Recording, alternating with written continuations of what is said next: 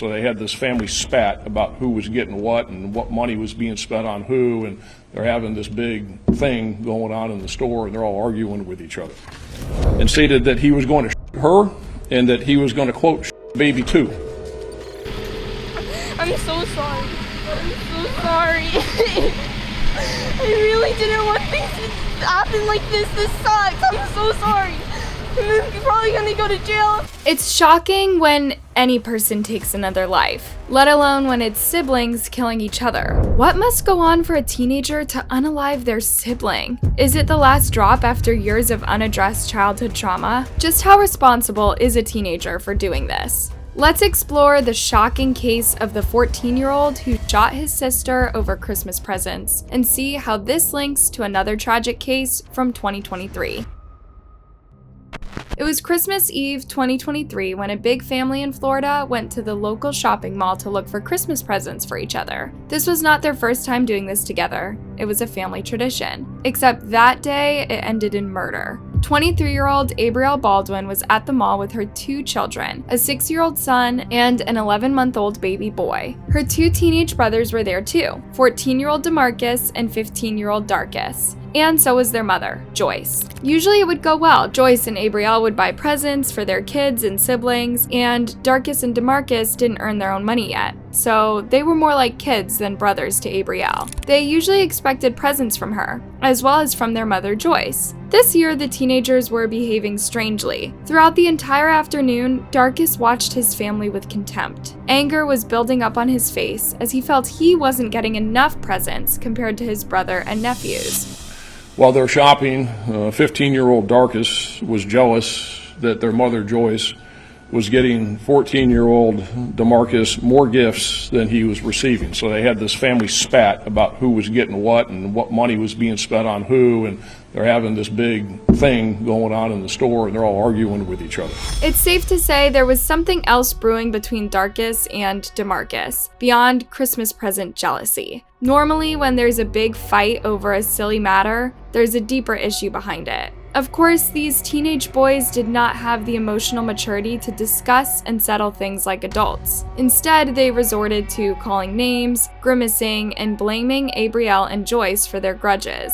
The tense shopping session ended at the siblings' grandma's house, Joyce's mom. The family barely had the time to say hello to their welcoming grandmother as they were too busy fighting. Abrielle was trying to calm her brothers down, but they were yelling at each other, and yelling at her too.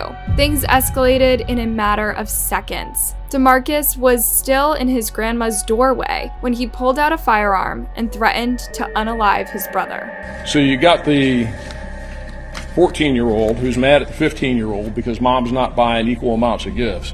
They get to grandma's house, and he takes out his gun and tells him he's going to shoot him in the head. The family's uncle was inside the home that afternoon. He was just getting ready to leave when he heard the chaos outside. He brought DeMarcus outside into the driveway. At the same time, Abrielle went to intervene. She was holding her baby son in a carrier when she approached DeMarcus and told him to stop arguing. It was Christmas, she said. This was the last day when you were supposed to have a fight with your family.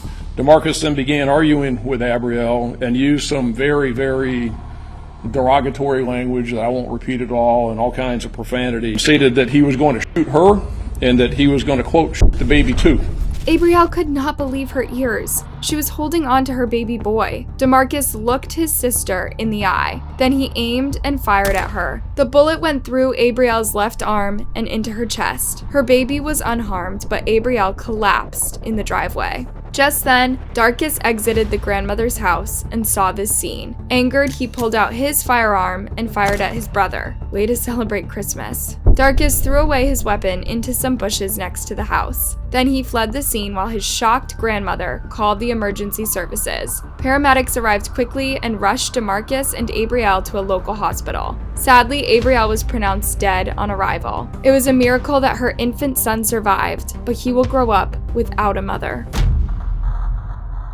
DeMarcus underwent surgery and is in the process of recovery. That doesn't mean he'll go home though. In fact, as soon as he's out of the hospital, he'll go straight to jail. He might be underage, but murder is a serious charge and he faces several years behind bars, whether he is tried as a juvenile or as an adult. His brother Darkus fled to another relative's house after the incident. A few hours later, though, he tried calling his mother Joyce, so he was tracked and arrested. Joyce was not going to cover up for her sons. She was on the right side of justice. Here's a dark twist. When Darkus was handcuffed, he threatened the officers that he would hurt himself.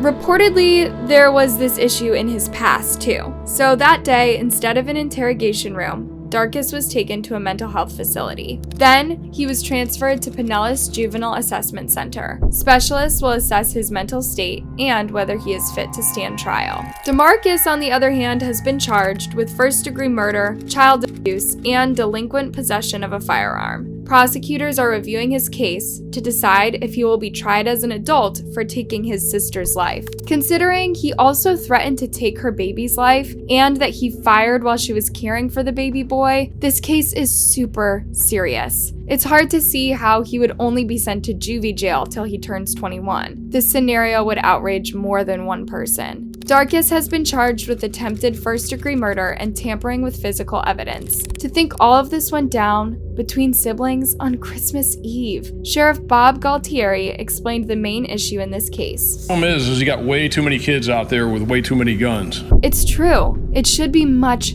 harder to buy and own a firearm. Here's a scary thought though. Teens will find horrendous ways to take their siblings' lives, even when there isn't a firearm laying around their house.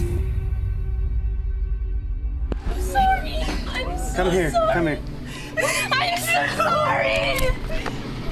I'm so sorry. We're just gonna put handcuffs on just for now.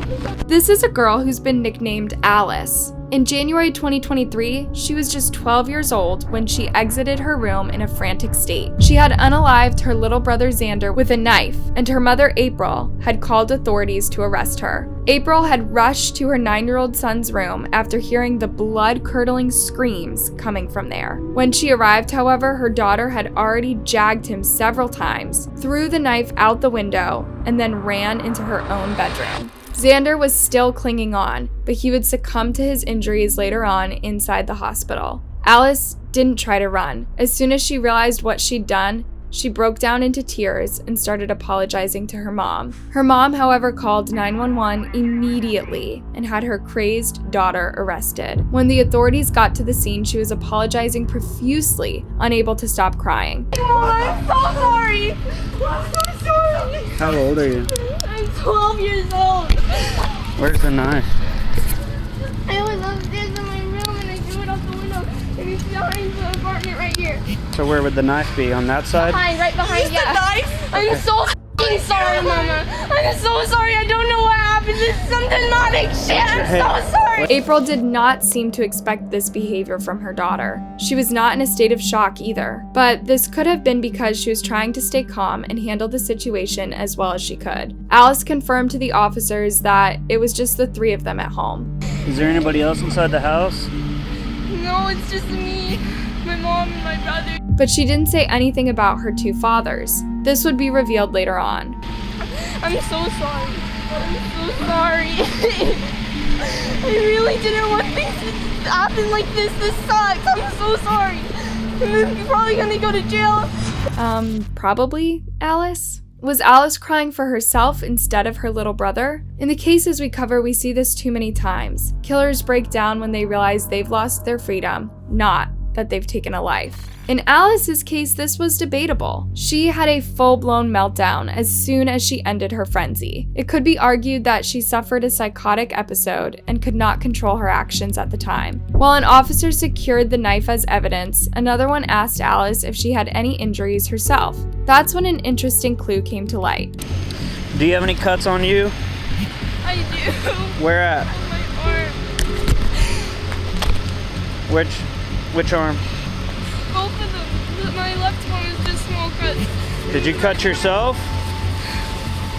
Yes. For the officers, this means that they should look into family history and see if there was any trauma that could have led to the final incident. Little Xander was put inside an ambulance and rushed to a hospital with his mother by his side. But as April jumped into the ambulance, she also wanted to know what was going to happen to her daughter. What's happening with her? What's gonna happen with her? I need to go to the hospital. I don't know yet. You don't know yet. You go with the hospital. We'll come and talk to you, okay? Whatever happens, just be calm, okay? I don't know what happened tonight. So sorry. We'll figure it out. I have to go be with your brother. Make sure he's okay. I don't know what the fuck I did. I'm so sorry. I love you. Inside the law enforcement car, Alice continued to panic over going to jail, so the officers tried to help calm her down. Breath, okay? I know there's a lot of things going on right now. Just take a breath. I don't know why I did it. Just take a breath. Let's not think about it. Clearly, she did not understand the consequences of her actions yet. Am I gonna be able to go back to school? Huh? Am I gonna be able to go back to school? I don't know yet. Right now, we're just calling people. I don't know when. Possibility. Yes, I don't know. I can't answer that for you, alright, Janet? Half an hour later, Alice was brought to the children's hospital where April was for an official interrogation. Well, we're gonna talk to your mom first, and then we'll talk to both of you at the same time, okay? Both April and Alice insisted that Alice's aggression was not recurrent. Aggressive or anything. Yeah. It's not like her. Like, it's like they bully each other like brother and sisters, but they never like fist fight or do anything like that. But when the detectives started questioning April about the kids' dads, something horrifying came to light. The children had different dads, and both of them were deadbeats, to say the least. First came Dustin James Cunningham. The authorities only had to search his name through their records to find that he was in prison. Cunningham had strong ties to the white supremacist gang, Universal Aryan Brotherhood. He met April when they were teenagers, and they had a drug-fueled relationship until April's pregnancy with Alice. Here's another sobering fact. Alice did every hard drug imaginable, including during the first months of her pregnancy. Only when she figured out she was pregnant, she says, did she quit. But that isn't verified either. It's just what she told authorities. Throughout their marriage, Dustin continued to commit crimes, from selling meth to the Aryans to weapons charges and driving without a license. At the time of Alice's arrest and interrogation, there were 16 mugshots of him in the database. Reportedly, Dustin would also bring his so-called brothers to the family home while Alice was just a baby, just to paint a picture of the influence Alice had around her growing up. After their divorce, he was ordered to pay $300 a month for Alice, but he never paid $1. Then there was April's second husband, Levi Lida. If his crazed face in this mugshot can be excused through bad lighting, learn that Levi was indeed a real-life monster and a maniac.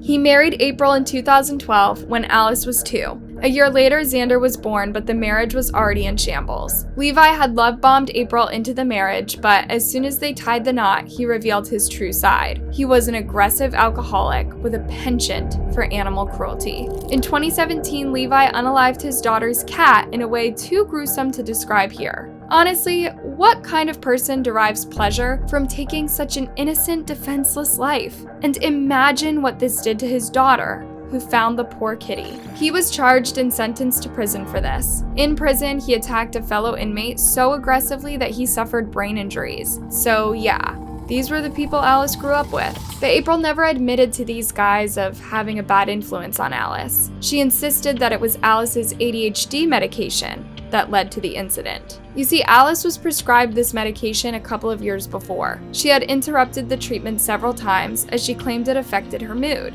But to many specialists analyzing the case, this sounded like an excuse April gave to cover for her daughter. But she was not on the medication when this incident occurred in which she killed her brother. What they're describing could be a brief psychotic episode. She could have had a brief psychotic episode in which she went outside of herself and went in and she didn't know what she was doing and she killed her brother. But you can't link that to a medication that she was not on. It cannot be linked to a medication that she was not on. It could be linked to a very stressful life event. If something stressful had happened in the home, that is the biggest cause of a brief psychotic event. Okay? And when the officers asked April to allow them to search the house, her friendly attitude ended suddenly. We know what happened. My daughter says she got a knife and stabbed him 3 times. Only when the officer explained that they wouldn't be looking for drugs did April agree to the search warrant. This means it's likely that April was still consuming, despite what she'd said before. Who knows what Alice was exposed to and what she herself might have used before she took her brother's life. In both cases, we have very few details surrounding these teenagers' childhoods and what they witnessed that might have led to murder. Cases as extreme as these don't happen out of the blue. No one decides to up and kill a loved one. There are usually years of resentment, hatred, and unresolved trauma. Information about Darkus and DeMarcus's father has not yet been released, and Alice's case is still quiet as of January 2024. It might be years until the full context of their upbringing becomes clear. Only then can we begin to speculate what led to what and how these little monsters were created. At an age so young, it's always a difficult question to determine how guilty a killer is. Are they victims of terrible, violent environments, or are they, like any adult, responsible for their actions? This is what the law aims to find out, but as each case is different, it takes a long time to reach a verdict. So it might be a while before we find out the fates of Darkus, DeMarcus, and Alice. Hey, thanks for watching. What do you think about these stories? Do you know similar cases? Let me know in the comment section, and before you go, make sure you like and subscribe. See you next time.